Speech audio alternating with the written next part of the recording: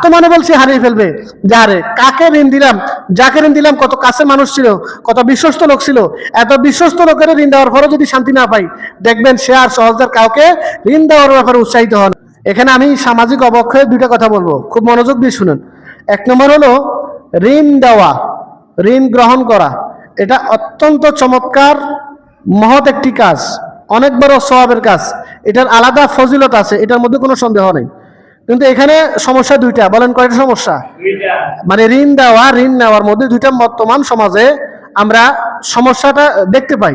তার মধ্যে একটা হলো কি, যে ব্যক্তি ঋণ দেয় আর যে ব্যক্তি ঋণ গ্রহণ করে। এখন যে ব্যক্তি ঋণ গ্রহণ করে সে যদি অসাধু হয়, আর যে ব্যক্তি ঋণ দেয় সে যদি সরল হয়, দেখা গেছে যার কাছ থেকে ঋণটা পাবে নির্দিষ্ট মেয়াদ অনুযায়ী তাকে টাকা দেওয়া হয়েছে, ধরে নিন 20,000 টাকা দেওয়া হয়েছে, সময় নিয়েছে 2 মাস, 2 মাসের জায়গায় 4 মাস, 4 মাসের জায়গায় 6 মাস, 6 মাসের জায়গায় 1 বছর। এরপরও দেখা গেছে যাকে ঋণ দেওয়া হয়েছে তাকে আর খুঁজে পাওয়া যায় না, কল রিসিভ করে না, তার বাড়িতে গিয়ে তাকে খুঁজে পাওয়া যায় না, জুতার তলা পর্যন্ত ক্ষয় হয়ে যায়।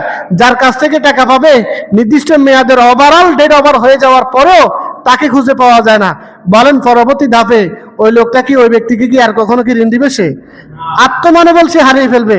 যারে কাকে ঋণ দিলাম, যাকে ঋণ দিলাম কত কাছের মানুষ ছিল, কত বিশ্বস্ত লোক ছিল, এত বিশ্বস্ত লোকের ঋণ দেওয়ার পরও যদি শান্তি না পাই, দেখবেন সে আর সহজে কাউকে ঋণ দেওয়ার ব্যাপারে উৎসাহিত হয় না।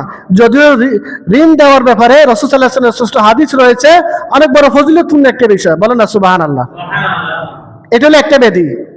2 নম্বর ব্যাধি, খুব খেয়াল করেন তো, এই জিনিসটা কিন্তু অধিকাংশ সমাজে বিদ্যমান।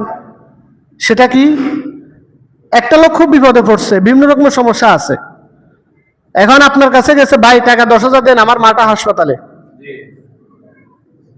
খুব বেশি টাকার দরকার।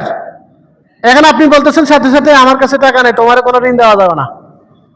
কথা কি বুঝতেছেন কিনা? পরে আবার যখন বলা হয় ভাই টাকা 10,000 দেন, আপনাকে আমি 1 মাস পরে 12,000 টাকা দিচ্ছি, দেখবেন শুধু এই কথাটা বলা বাকি, এরকম কিছু অসাধু লোক সমাজের মধ্যে আছে। শুধু 10,000 টাকা কেন, বিনিময়ে আপনাকে সাথে সাথে 20,000 টাকা দিতে রাজি আছে, আছে না নাই? তাহলে বুঝা গেল আপনি, আপনার কাছে ঋণ চাইছে, আপনি ঋণ দিতে রাজি না। যখন বলছে বাড়তি 500 টাকা দিব, 1,000 টাকা দিব, 20,000 টাকা বাড়তি দিব, শুধু 1 মাসের সময় দেন, তখন শুধু 10,000 টাকা না, 10,000 টাকার পরিবর্তে আপনি 20,000 টাকা দেওয়ার জন্য আপনি প্রস্তুত। সুদের প্রচলন কিভাবে হয় দেখছেন নি কারবার? তাহলে বলেন একটা মানুষ নিরুপায় হয়ে কই যাবে?